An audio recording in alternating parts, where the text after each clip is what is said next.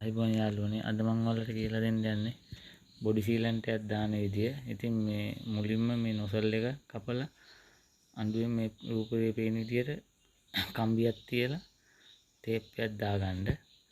ඊට පස්සේ ඔයාලට ලේසියෙන්ම සීලන්ට් එක දාන්න පුළුවන්. ඉතින් මේ වීඩියෝ එක සම්පූර්ණයෙන් බලන්න කොහොමද දාන්නේ කියලා.